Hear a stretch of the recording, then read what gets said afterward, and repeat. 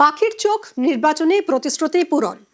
পরে সোমবারই মন্ত্রিসভার দ্বিতীয় বৈঠক রয়েছে, আর সেখানে আলোচনা হবে ডিএ এবং সপ্তম পে কমিশন নিয়ে। মন্ত্রিসভার প্রথম বৈঠকের পর জানিয়ে দিলেন মুখ্যমন্ত্রী শুভেন্দু অধিকারী। আমরা পরবর্তী সোমবার আবার একটি ক্যাবিনেট মিটিং করব। পে কমিশনের বিষয়ে, এরিয়া ডি এর বিষয়ে আমরা পরবর্তী ক্যাবিনেটে সেগুলো করব।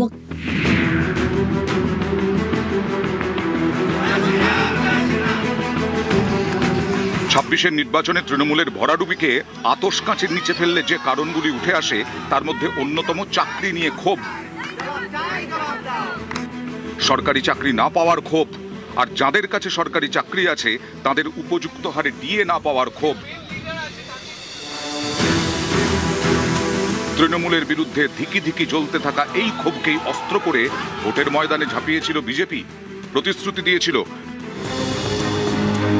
বিজেপি ক্ষমতায় এলে মিলবে বকেয়া ডিএ, রাজ্যে চালু হবে সপ্তম বেতন কমিশন, সরকারি চাকরি পেতে বয়সের ঊর্ধ্বসীমা বাড়ানো হবে।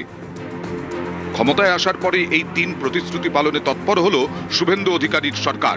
সোমবার মন্ত্রিসভার প্রথম বৈঠকের পরেই সরকারি চাকরিতে আবেদনের বয়সসীমা 5 বছর বাড়ানো হয়েছে।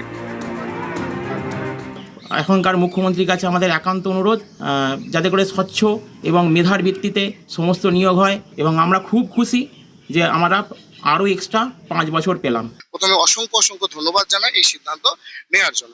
বেকার ছাত্রছাত্রী রয়েছে বা যুবক সম্প্রদায় রয়েছে, তাদের কাছে একটা আগামী দিনে একটা সরকারি চাকরি পাওয়ার ক্ষেত্রে একটা নতুন একটা দরজা খুলে গেল।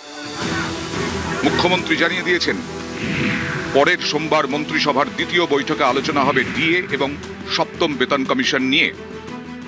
আমরা পরবর্তী সোমবার আবার একটি ক্যাবিনেট মিটিং করব। পে কমিশনের বিষয়ে, এরিয়া ডি এর বিষয়ে আমরা পরবর্তী ক্যাবিনেটে সেগুলো করব।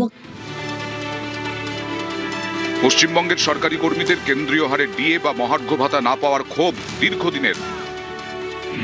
বর্তমানে কেন্দ্রীয় সরকারি কর্মীরা 60% হারে ডিএ পান, রাজ্য সরকারি কর্মীরা পান 18% হারে। কেন্দ্র ও রাজ্যের ডিএর ফারাক প্রায় 42%। কেন্দ্র রাজ্যের বেতন কমিশনে ফারাক রয়েছে। কেন্দ্রীয় সরকার অষ্টম বেতন কমিশন ঘোষণা করেছে। পশ্চিমবঙ্গে সপ্তম বেতন কমিশন বাজেটে ঘোষণা করা হলেও তা কার্যকর করার প্রক্রিয়া শুরু হয়নি। রাজ্য সরকারি কর্মীরা বেতন পাচ্ছেন ষষ্ঠ বেতন কমিশন অনুযায়ী। তাই রাজ্যের সরকারি কর্মীরা এখন তাকিয়ে শুভেন্দু অধিকারীর মন্ত্রিসভার পরের বৈঠকের দিকে। সেই বৈঠকে আলোচনা হবে পে কমিশন নিয়ে। বৈঠকটি হবে পরের সোমবার 18ই মে। নিউজ 18 বাংলা।